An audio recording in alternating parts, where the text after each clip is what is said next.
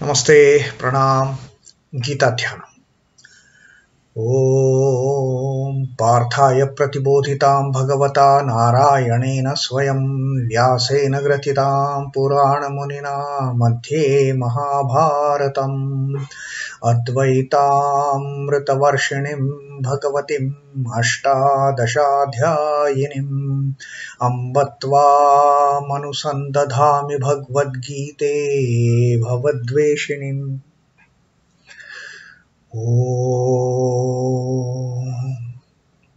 O Bhagavad Gita, with which Lord Narayana himself gave enlightenment to Arjuna. The ancient sage Vyasa included it in the Mahabharata. O Goddess, showerer of the nectar-like knowledge of non-dualism contained in your 18 chapters. O my affectionate mother, the destroyer of rebirth, I meditate upon thee. Krishna Vandana. Vasudeva Sutam Devam Kansachanura Mardanam Devaki Paramanandam Krishnam Vande Jagadgurum. Son of Vasudeva, the slayer of Kansa and Chanur, extreme delight for Mother Devaki, O Lord Krishna, the supreme teacher of the universe, my salutations to you. Srimad Bhagavad Gita, the 11th Adhyaya of Vishwarupa Darshan Yoga, and Arjuna, initially he was extremely wonderstruck at seeing that universal form of the Lord, of the great eternal Lord, that cosmic form. But slowly he started getting that ultimate realization. He got into that ecstasy. And he started realizing what he was seeing in that universal form, although he was not able to behold that form. But still, he had certain realizations. And what he realized, having seen that form, that the Lord doesn't have beginning, middle, and the end. An-adi madhya antam. The Lord doesn't have all that. The Lord is so vast. It is extremely difficult to behold that mighty figure, that mighty form of the Lord, which is consisting of innumerable mouths, innumerable eyes, innumerable stomachs, innumerable limbs, and all those divine and celestial garments, the ornaments, and that kirita, that diadem, that celestial crown on the head of that great Lord. First of all, so many heads, and that glittering, glamorous diadem on those heads. And Arjuna initially was very wonderstruck, but then slowly he started realizing something. Then Arjuna told that I am unable to behold that grandeur, that splendor that is emitting, that radiance that is emitting from you. But now I know you are all in all, O my Lord. And then Arjuna said, Dyava prithivyoridam hi vyaptam tvayaikena dishishcha sarvaha. All the interspaces between this earth and the heavens, the skies, all these interspaces are filled with you. To whichever direction I look at, I see only you. Tvayi ekena dishashcha sarvaha. You alone are there in all the directions, wherever I see. That much, that great realization Arjuna had, that his friend was not just limited in that physical form of Krishna, with whom he could talk, with whom he could play, with whom he could discuss all these things. But in reality, the cosmic form of that great Lord was beyond that small physical frame that he could see with his physical eyes. To see that universal form, he needed that divine sight, which Lord has had very compassionately, very graciously given to him. And now this is the understanding. Having seen all those plethora of wonderful things inside that universal form, now Arjuna has realized that this fellow, this great Lord, he is comprising, he is occupying the entire space. Wherever, whichever direction you look at, you don't see anything but this great Vishwarupa of the Lord.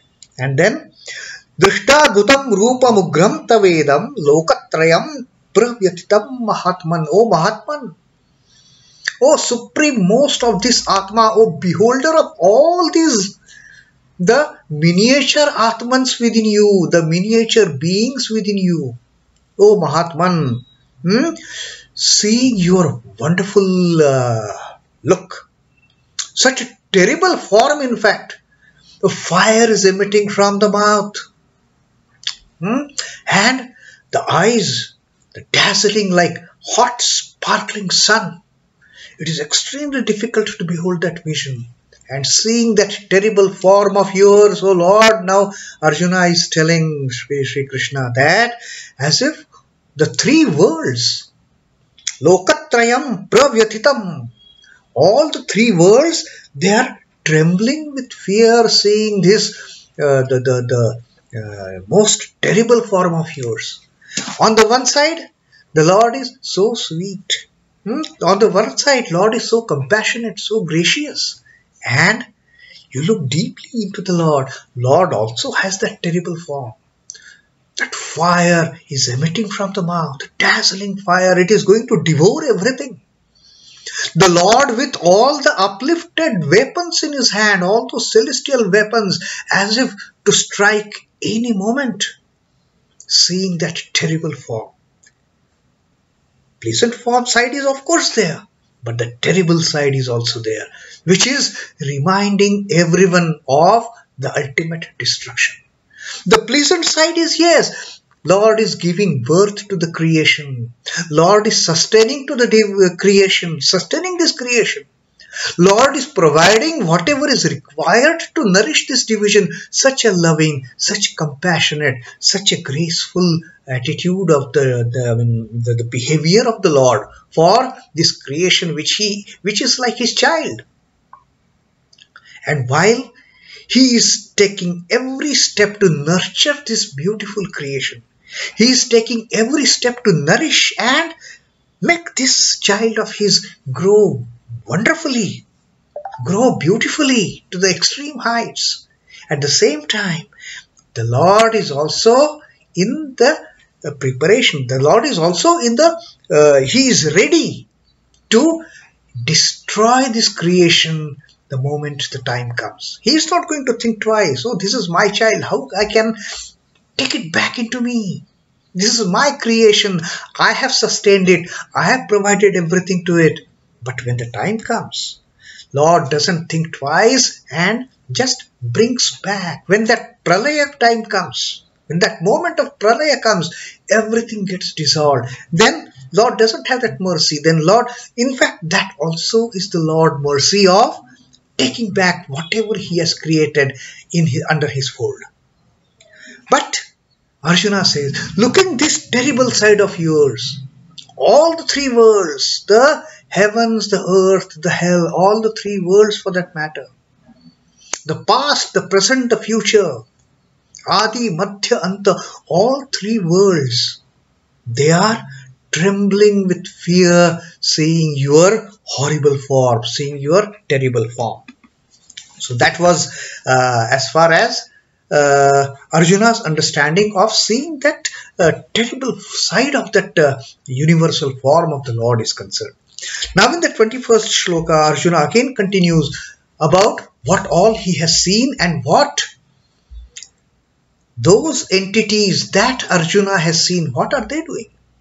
Arjuna says, Amihi tvāṁ sura-saṅghā viśhanti kechid bhītāḥ prāñjalayo gṛiṇanti svastīty uktvā maharṣi-siddha-saṅghāḥ stuvanti tvāṁ stutibhiḥ puṣhkalābhiḥ.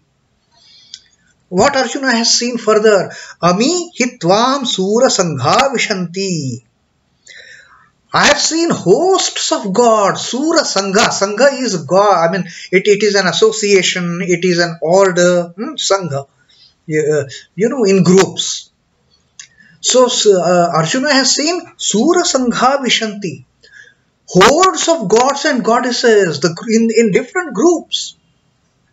All these different groups, different orders of sura, of the Devas, they are viśhanti, they are entering this universal form of the Lord, this cosmic form of the Lord. All these divine beings, the asura, the devaloka, devas, the gods, goddesses, the demigods, all the suras are viśhanti.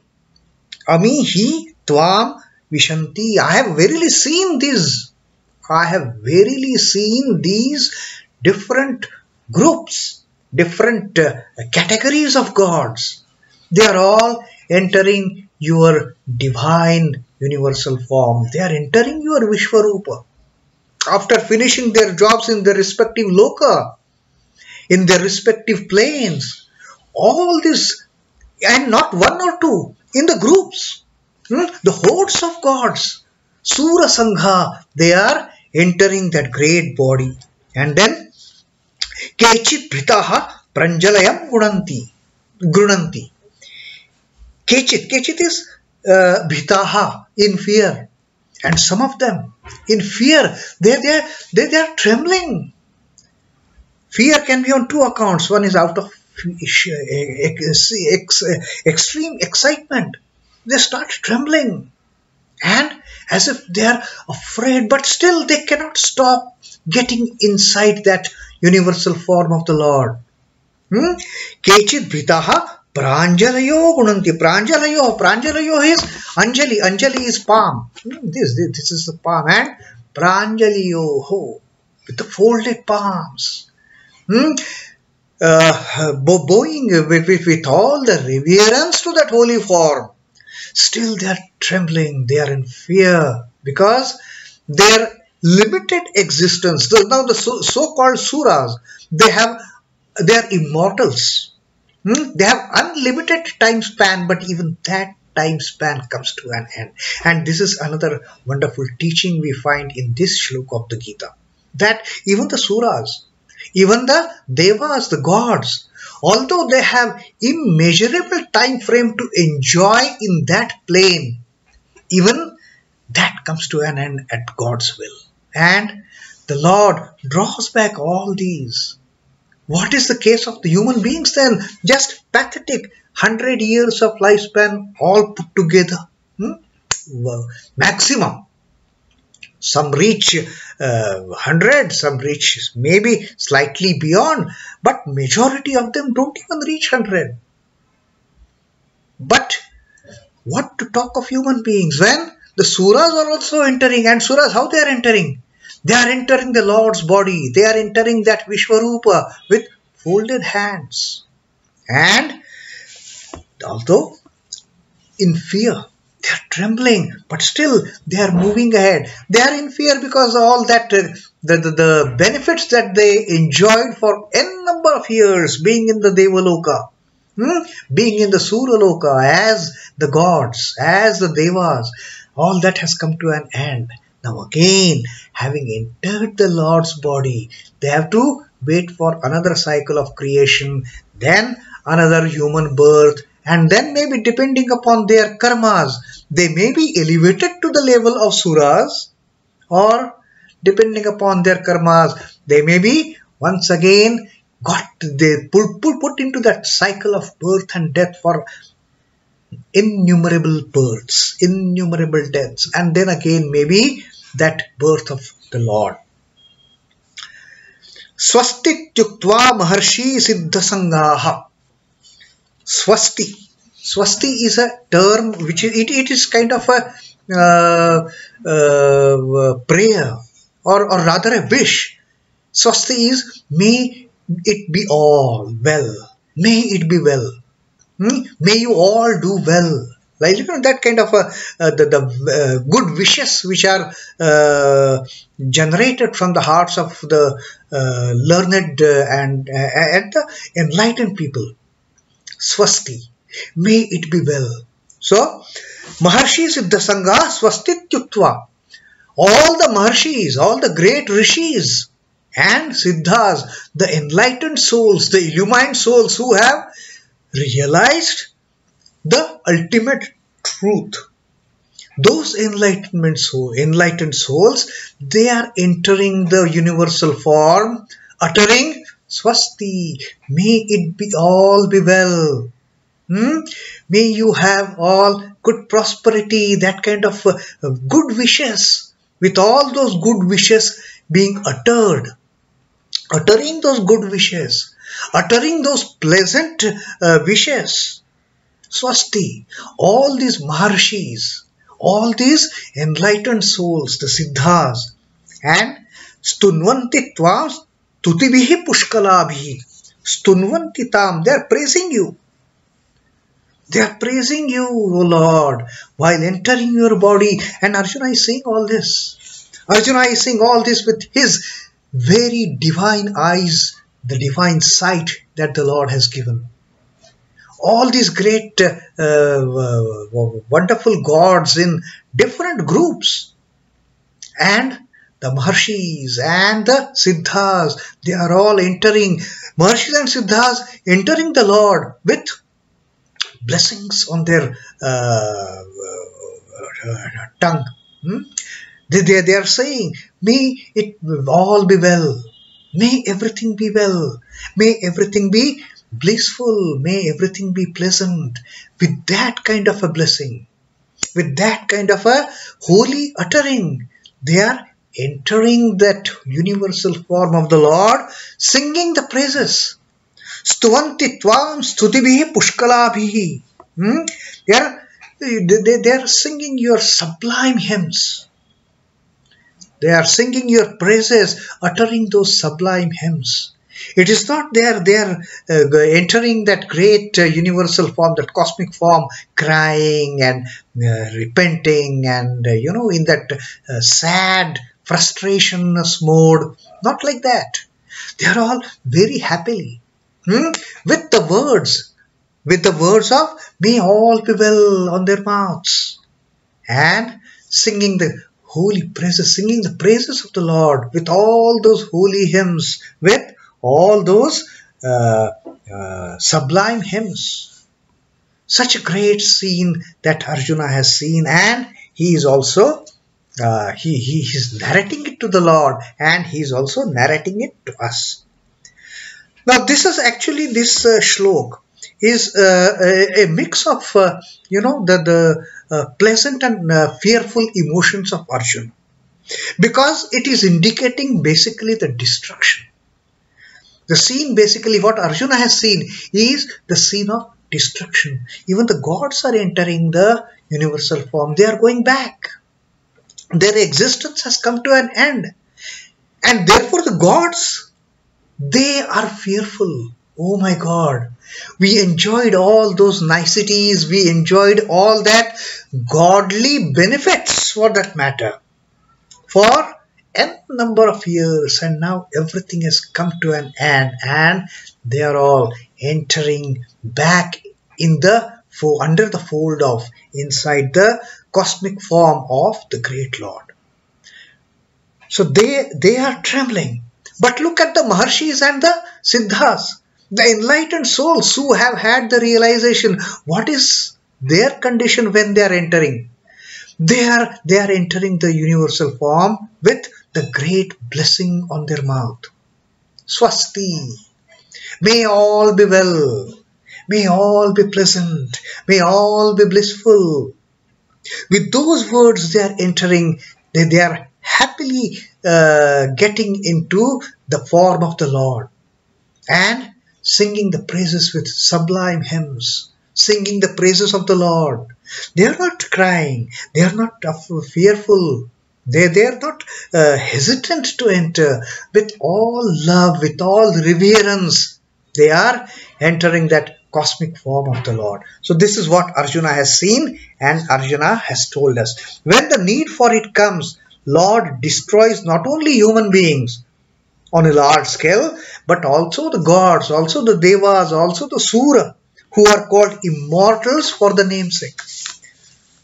These Devas are supposed to be immortals, but this particular verse in the Gita tells us that even Suras, even the gods, even the Devas, they have their limited time frame, and a day is going to come when the Lord is also going to call back, "Come, my dear children, now it is the time to get back to your home, to your real home." As disease cleanses the body of bad matter, the Lord cleanses the world of wickedness by destruction on a colossal scale. Once Lord's destruction starts, Lord doesn't see who is good, who is bad. Once the moment of destruction comes, then good and bad is in our eyes. For Lord, all are same. Although Lord gets into the act of destroying the wickedness, destroying the evil also is born out of Lord. But to have the ethical values, to have the moral values, Lord has to kill the evil also. Lord has to destroy the wretchedness also. Lord has to destroy the wickedness also. But when this happens at a mass scale, at the scale of creation, then Lord doesn't see he is good fellow, he is bad fellow, so I must first kill the bad. No, then at the time of destruction, all good, and then at that time, all are same equipoised children of the Lord.